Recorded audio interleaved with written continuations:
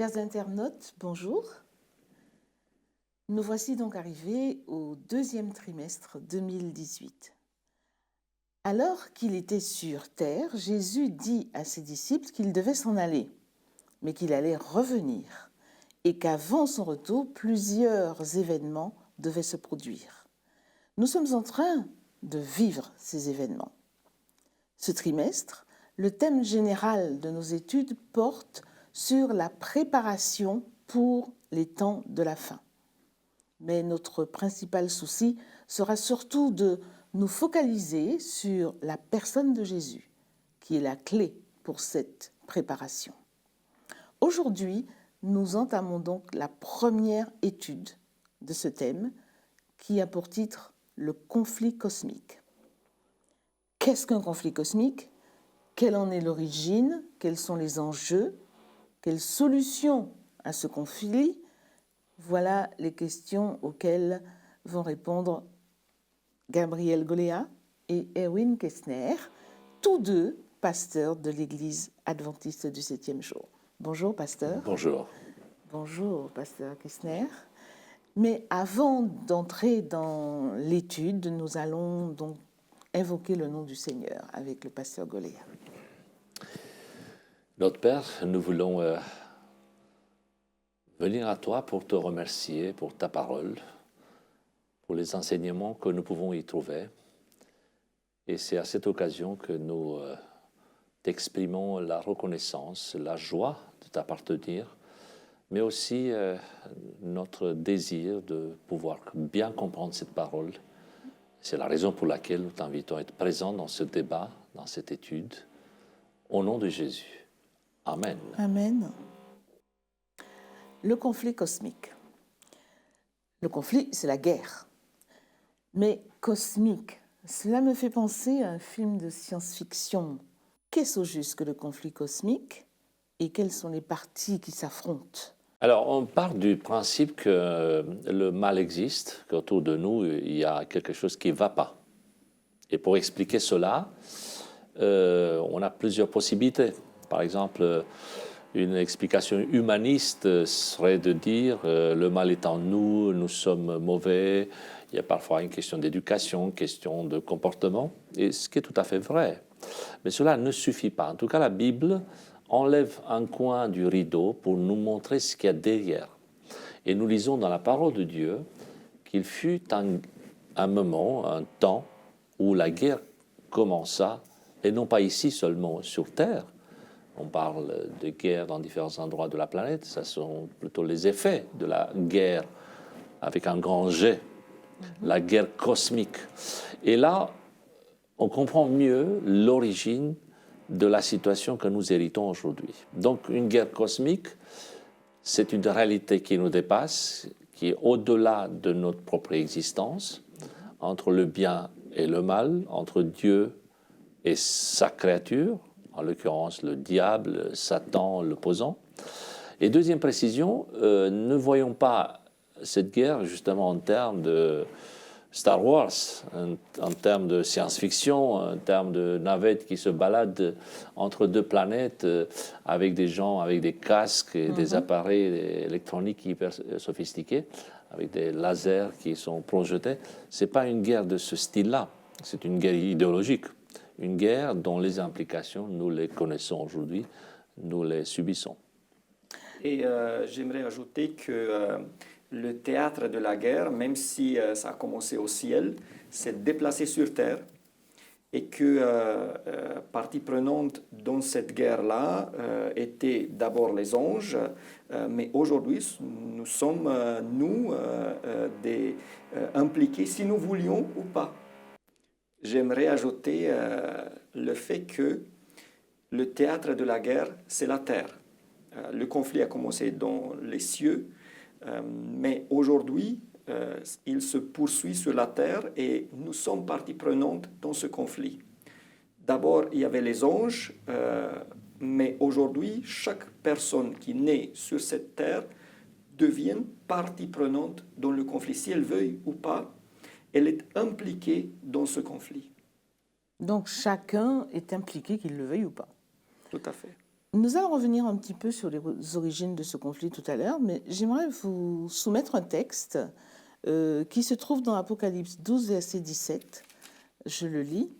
« Et le dragon fut irrité contre la femme, et il s'en alla faire la guerre au reste de sa postérité, à ceux qui gardent les commandements de Dieu et qui ont le témoignage de Jésus. » Alors, il y a quand même quelques mots à expliquer. Le dragon, qui est le dragon, la femme et le reste de sa postérité. Alors nous avons un livre qui est codé notamment par des symboles. Donc justement, il faut déchiffrer les symboles. Alors le dragon, c'est assez simple, si on regarde le chapitre, c'est Satan. La femme, c'est l'Église de Dieu qui a été poursuivie, qui a souffert. Et le reste de sa postérité, c'est aussi l'Église de Dieu, mais l'Église de Dieu du temps de la fin, qui est issue de la femme de l'Église de Dieu, si vous voulez, du Moyen-Âge et puis du temps juste après. D'accord. Si nous revenons aux origines de ce conflit cosmique, que savons-nous justement de ces origines? Comment ça a commencé? Alors le verset 7 du chapitre 12 nous dit « Il y a eu alors une guerre dans le ciel. Michel et ses anges combattirent le dragon combattit lui et ses anges, etc., etc. » Voilà, on a une description assez condensée d'une guerre qui a eu lieu au ciel. Effectivement, c'est une description codée, plein de symboles. On ne va pas voir ici des créatures ou un dieu qui sort l'épée pour combattre. Il s'agit d'une guerre idéologique, une guerre liée à la gouvernance de Dieu, qui est remise en question finalement. Autrement dit, est-ce que cette gouvernance elle est basée sur la justice? On est bien d'accord, oui, mais est-ce qu'elle est aussi basée sur l'amour? Ce qui risque de poser problème, parce que si vous avez que la justice, le droit, mais pas d'amour, pas de compréhension pour la créature, le résultat est désastreux, pas seulement pour les créatures, pour ceux qui sont gouvernés, mais aussi pour la nature de Dieu lui-même, pour son caractère. Autrement dit, c'est quoi ce Dieu qui demande obéissance? Il est habilité pour demander, est-ce qu'il a un droit de le faire? Et là, nous avons un opposant qui arrive. On sait qu'au départ, c'est un ange de lumière, le nom l'indique, Lucifer, et qui devient mystérieusement une créature d'opposition. Donc le péché, le mal naît en lui, difficile à expliquer, impossible d'ailleurs. N'essayons même pas parce que c'est impossible. Dieu n'a pas créé le mal. Il a créé un être parfait. Sauf que cette jalousie, cette préoccupation personnelle sur sa propre personne, etc., le transforme en quelqu'un qui va être dans l'opposition. Et à partir de là, on a une prise de position qui va être avec Dieu, qui va être contre Dieu. Et donc la guerre a eu lieu au ciel au point que Dieu a dû limiter la casse, limiter les dégâts, et a cantonné ce mal sur un périmètre, sur un secteur de l'univers. Donc d'un point de vue, on peut dire c'est une guerre des chefs. Qui doit être le premier? De l'autre point de vue, c'est une rébellion d'une créature contre son créateur. Et ça se transforme dans une guerre de qui est digne de recevoir l'adoration. Parce que, et Dieu prétend que c'est lui qui a le droit d'être adoré par toutes les créatures, et de l'autre côté, Satan ou le dragon, il prétend et demande aussi cette adoration-là. Et voilà en quoi maintenant nous sommes impliqués dans cette guerre-là, parce que de la manière dont nous positionnons, nous donnons raison à un ou à l'autre. Bon, vous l'avez dit tout à l'heure que c'est un fait inexplicable. On ne peut pas très bien expliquer comment ça s'est passé, mais c'est vrai qu'on a du mal à imaginer qu'une créature, Lucifer, parfaite, belle, vivant au ciel, ait pu se révolter ainsi contre son créateur. Effectivement, ça intrigue. C'est pas un aveu d'impuissance de reconnaître qu'on ne peut pas expliquer. C'est un constat réel, objectif. Ça nous dépasse. On peut, par contre, présenter quelques éléments pour que le tableau soit lisible. Par exemple, un aspect important dans cette équation, c'est le caractère de Dieu lui-même. Il respecte sa créature, il n'oblige pas. Donc il laisse sa créature, à choisir, ce qui est pour nous difficile à comprendre. Donc il y a l'option qui consiste à désobéir, même si ce n'est pas lui à l'origine de la désobéissance, mais la créature a le choix. Ça fait mal, ça coûte cher, mais cette créature peut choisir. Ensuite, il y a la question du statut. Dieu est un créateur.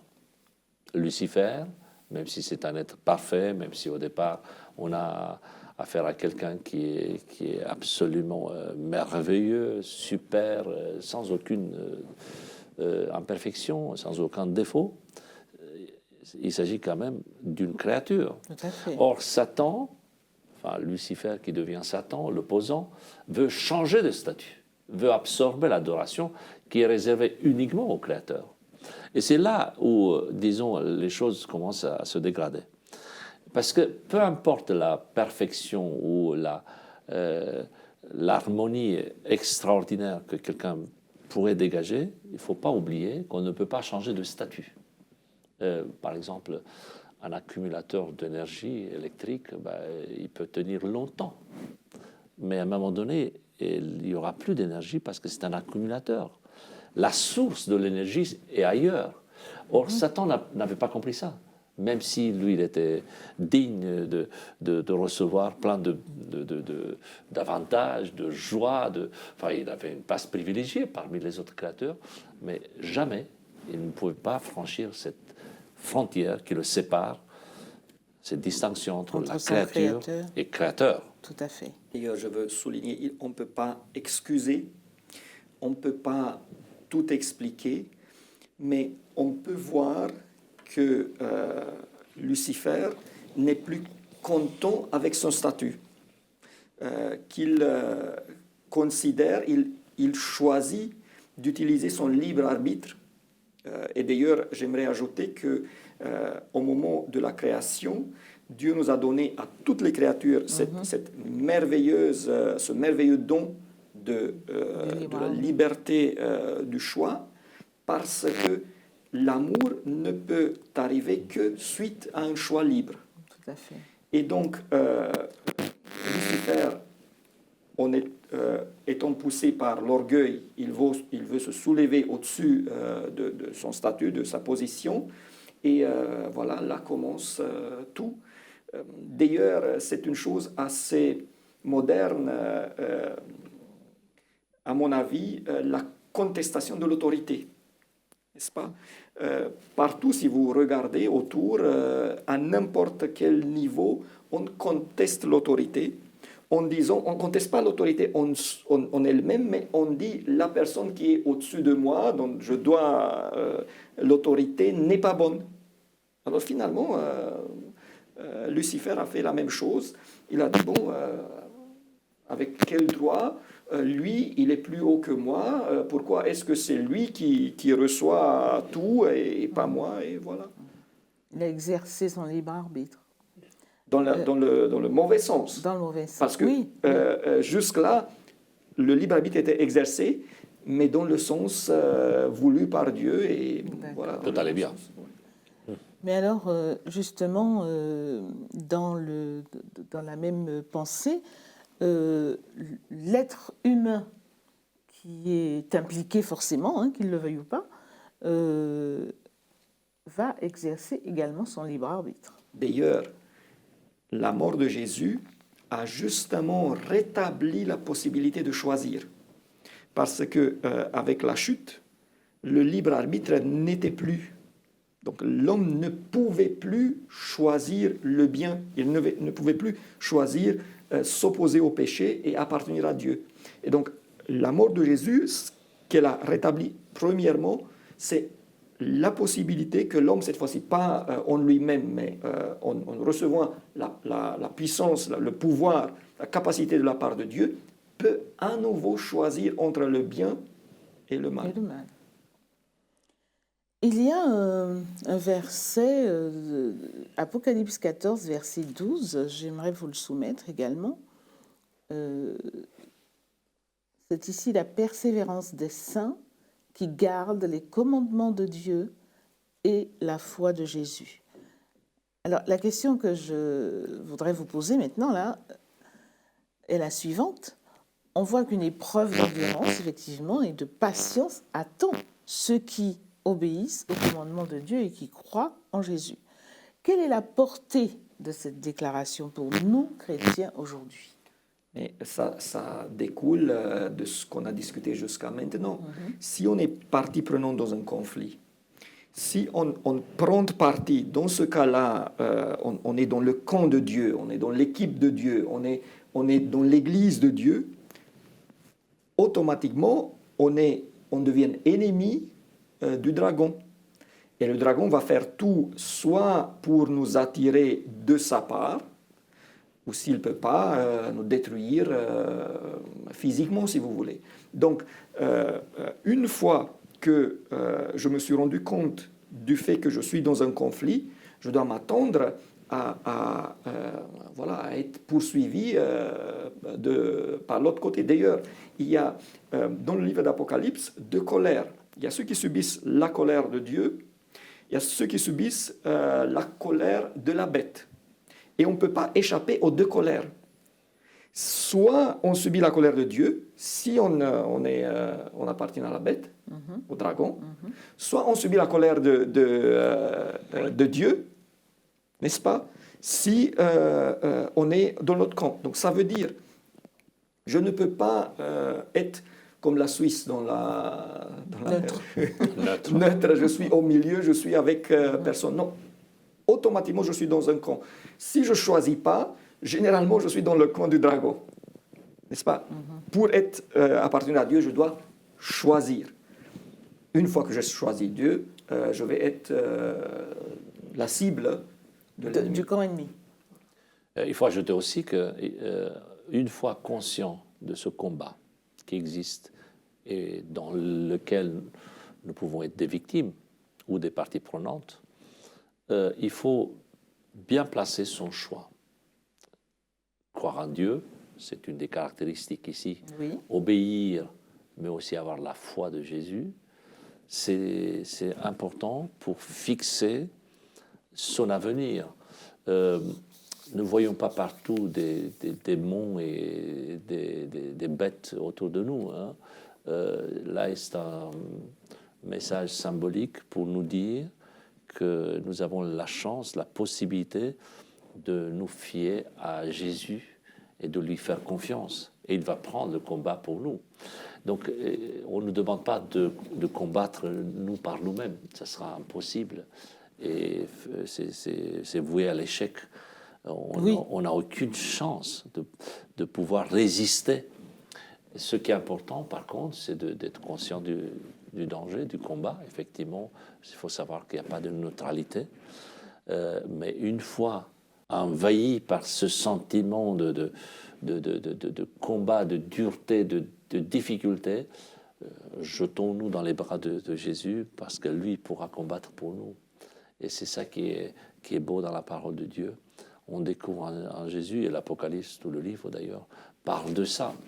Ne retenons pas juste les bêtes, le dragon, le serpent, le côté, on va dire, qui fait peur, mais retenons en Jésus qui est prêt à nous sauver de ces combats. D'ailleurs, persévérance implique aussi souffrance. Une guerre, on ne gagne pas en claquant des doigts. Par contre, ce qui est beau aussi est qu'une fois qu'on a choisi le bon camp, la victoire est assurée. On n'est pas assuré d'être dans un lit de roses et de ne pas avoir des soucis, mais on est assuré de la victoire finale avec tout ce qui découle de là. Et ça, je pense que c'est un énorme avantage. De toute façon, nous ne pouvons pas combattre seuls. En tant qu'être humain, c'est un conflit qui nous dépasse. Et c'est pour cela, certainement, que Jésus nous a promis, nous a laissé une promesse merveilleuse que je vais lire dans Matthieu 28, verset 20. La fin du verset nous dit, c'est Jésus qui parle. « Et voici, je suis avec vous tous les jours, jusqu'à la fin du monde. » C'est vrai que vous avez dit tout à l'heure, pasteur Kessner, qu'on ne peut pas faire la guerre sans souffrance. Mais comment apaiser ceux qui sont confrontés à la souffrance, à la mort, à la violence sous toutes ses formes, à la guerre, à toutes ces choses négatives dans leur vie? Comment les apaiser? Comment les aider. Les aider dans leur souffrance de tous les jours, dans la réalité de la vie. Déjà, le fait de comprendre d'où ça vient, c'est une petite aide. Et deuxièmement, le texte que vous avez cité nous montre que nous ne sommes pas dans une guerre où nous combattons et Jésus est d'un côté et il attend que c'est nous qui faisons tout. Mais c'est plutôt le contraire. C'est Jésus qui a combattu, qui a gagné la lutte la plus difficile, qui a marché devant nous et qui maintenant est là pour nous aider, pour nous soutenir. Mais aider et soutenir ne veut pas dire exempter de toute souffrance, perte. Voilà, donc nous avons quelqu'un, même dans les temps les plus difficiles, nous avons quelqu'un qui est à côté de nous. Et je pense que ça peut aider. Après, on ne peut pas se substituer à une personne qui passe vraiment des épreuves dures et dire, de balayer, dire, voilà, Jésus est avec toi, ça va t'aider. Non, mais c'est l'expérience de chacun de vivre cela et de voir que, ayant Jésus à son côté, c'est vraiment une chose merveilleuse, surtout quand c'est difficile. D'accord. Il est sûrement difficile d'expliquer à quelqu'un qui passe par une épreuve pourquoi on est toujours là. Et je pense que ce serait maladroit de notre part d'essayer de justifier à tout prix ou de donner des raisons. C'est comme ça, t'inquiète pas. Non, il faut reconnaître que nous vivons des moments difficiles. Il y a des personnes qui perdent des proches, il y a des accidents, oui, la guerre continue. Nous sommes encore sur Terre. Il faut le reconnaître. Après, il y a l'attitude de ceux qui essaient de trouver des explications. Ils sont très rassurés d'ailleurs quand ils trouvent une explication. Par exemple, puisqu'au XIXe siècle, l'Église n'a pas accepté le message de la justification par la foi, c'est pour ça qu'on est encore là. Voilà. Ça peut rassurer. Il y a des personnes qui se sentent tellement rassurées en trouvant une explication. Il y a d'autres qui disent c'est la faute aux dirigeants d'une Église. C'est parce qu'ils ne remplissent pas leurs devoirs, parce qu'ils ne font pas ceci et cela, et c'est pour cela que nous sommes encore sur Terre. Et ça les rassure. On peut aller comme ça pour trouver plein d'explications. Et je pense que chacun a son explication. Mais il faut prendre la parole, pour ma part, je pense qu'il faut prendre la parole dans sa totalité. Et comprendre en fait deux réalités qui sont extrêmes. La première, le péché, le mal, la situation dans laquelle nous trouvons, c'est quelque chose de terrible. C'est quelque chose qui a fait coûter la vie du Fils de Dieu. Il ne faut pas oublier ça. C'est quelque chose de terriblement compliqué, complexe. Et deuxième réalité qui est en face, oui, c'est que Jésus est notre salut et qu'il a trouvé la solution pour nous sortir de là. Maintenant, pourquoi on est encore là? Pourquoi ça tarde un peu? Pourquoi ceci et cela? On peut polémiquer, mais il ne faut jamais oublier que c'est Dieu qui a la montre de cet univers, c'est lui qui va déclencher son retour, c'est lui qui a la main sur le temps, c'est lui qui maîtrise. C'est pas nous, c'est pas notre petite personne qui va influencer, qui va déclencher. Non, il faut par contre que nous soyons dans notre devoir, que nous soyons là où le Seigneur nous a placés. S'il faut visiter des gens, il faut les visiter. S'il faut faire du bien, il faut faire du bien. S'il faut aimer l'Église, il faut l'aimer, pas juste faire des discours, mais véritablement être là où le Seigneur nous a placés. Pour le reste, le tableau d'ensemble, ce n'est pas notre problème. Laissons à Dieu gérer ses affaires. Et je suis convaincu que de la même manière qu'il a géré jusqu'à maintenant, il le fera par la suite aussi. Malgré la souffrance, malgré la difficulté, nous sommes convaincus que c'est Dieu qui dirige cette planète et qu'il a un plan et c'est exactement l'heure de son retour aussi. Il a le contrôle, il garde le Absolument. contrôle. Un dernier mot, Pasteur Kessner?